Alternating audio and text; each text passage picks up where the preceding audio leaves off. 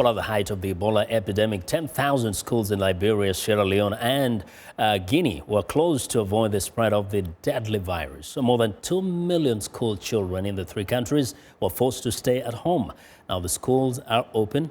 On his trip to the region, VOA's Jackson Mvunganyi visited one of the schools. He has this report. For Paige and thousands of her fellow students, life at the height of the Ebola epidemic meant being confined at home for months. I would wake up, take my shower, eat, then I stay in the house for the whole day. Wow, how was that? Miserable. Paige is a 7th grade student at the Sister Shirley Colmer Memorial Catholic School in the Barnesville suburb of Monrovia. It took us over an hour to get there. Along the way, we met students from area schools, many of them returning home, others going to school. The risk of contracting Ebola was too great that the government closed all schools. The shutdown lasted over 7 months. Schools around the country have now reopened. When I visited Sister Shirley Colmer School, the children were having lunch during their break. Others used the time to play. The headmaster of the school, Brother Daniel Bitala, shows me some of the new precautions that the school has undertaken in response to Ebola. Continuing the preventive measures, washing of hands, taking a temperature. And we thank God so far we have not had any health problem in respect to the Ebola virus. I sat down with a couple of students to talk about how the epidemic affected them. Their main concern is how they can catch up with their education after taking a year off. Every class serves as a foundation to the next one. And so we were in the 11th grade at the time. So because of the Ebola outbreak, we were just promoted to the 12th grade. We had the basic foundation. Many students lost close family members. Veronique's auntie, a community worker, was a first responder. She did not survive. I lost few of my relatives. My aunt died at the Catholic hospital then, where she contacted the police. Ebola hit Liberia as the country was still recovering from a long civil war. The heavy toll is blamed on the broken down health system and an initial lack of knowledge on how to respond to the deadly virus. Many Liberians concluded at first sight that Ebola was not a natural disease. They say Ebola was biological. But because of the history of Ebola from Congo Zaire, we all know that Ebola is a real virus, it's a real disease. And because of that, many people died because they were saying Ebola is not real, Ebola is not real, and because of the low public health sensitization. So even during the Ebola outbreak, you'll find people shaking hands. Yes, people were riding the same car, four in the back. People were still breaking those rules because they were not ready, sensitized pertaining to the Ebola virus. 7 months out of school is a long time, and these students hope that their government can help them as they struggle to catch up with their education. So those who went back, at least they can give them time, much time, so that they will catch up to where they were and continue from there. As the Ebola epidemic winds down across West Africa, local healthcare systems are still overwhelmed by the scale of the outbreak. Aaron says that there's a need to provide psychological and social support to the people who survived and their families. We all know that Ebola has not only damaged the physical aspect of our lives, but even the mental aspect. Yeah, many people were traumatized during the Ebola outbreak, and many students as well. And it's not possible for every student in the city of Monrovia to pick up at the same time.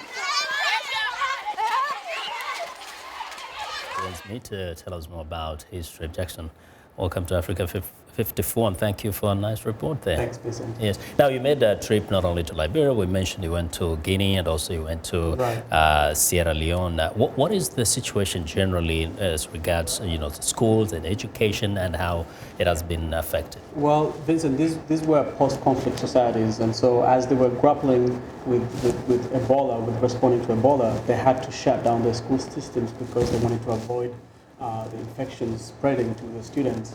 But when I was there, the schools had opened, students were back in school, and things seem to be back to normal. Okay.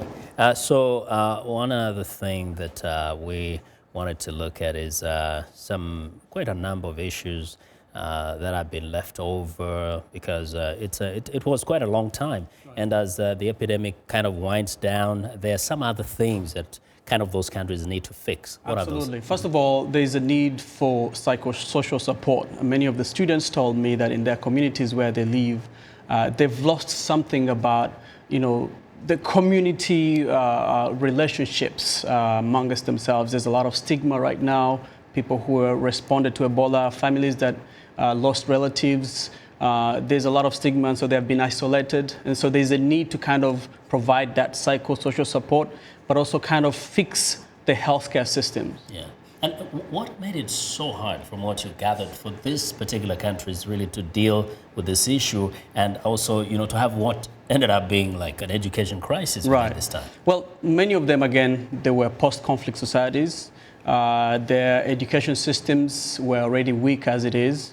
And so when Ebola came and affected the health systems, as they were responding to the health emergency, they forgot that, well, they didn't really forget, but they did not have enough resources to kind of, fix the education systems. And so as they went into this post-Ebola, phase, they've realized that they have to fix both the schools, the education systems, as well as they fix at the same time, fixing the healthcare systems. I mean, the rest of us were so far from the affected countries, but we were very removed. Terrified. But we could feel it. You kind of saw somebody who has come from somewhere there, and you're scared. Right. How has been the psychological impact, particularly on children in those countries? Did you get the sense? Oh, really hard, really hard. I spoke to many of them who spent months at home, confined at home, at house, and how that can affect a young kid who is used to going out every day and playing with their friends.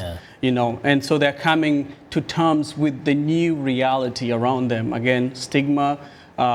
There's a fear that Ebola is still lingering in the neighborhoods, but as a whole, I feel like they're handling themselves quite well. And I think they have to be handling themselves so well from what we saw, some of those who spoke to you.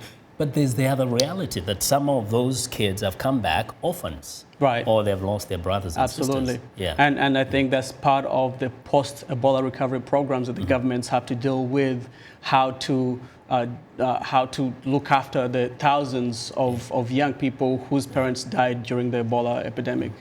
Now we know there's much more that you covered and some stories we can expect to have on this show. I do have a couple of more stories coming up. Obviously, some very positive stories about how certain people in their communities were frontline responders to the epidemic that devastated these communities. So I will we will be showing them here on the show. Now, and I hope this is not putting you on the spot, but going there personally, how did you feel just before you got into these countries, and how did you behave? I felt it was a story that is worth telling. It was obviously a little scared, but when I got there, everybody seemed to be living normally, and so I felt like there's no need to be scared. Actually, when I first got there, I get a little bit of a cold, so I felt maybe people would be scared that I'm the one, bringing an infection. But overall, it was a great trip, a very positive trip, and I learned quite a lot. That's nice. Well, we look forward to so many of your other stories, and it was really good for you to be there. Thank you, Vincent. We wish all the best for the people there. Well, Jackson Mvunganyi of The Voice of America.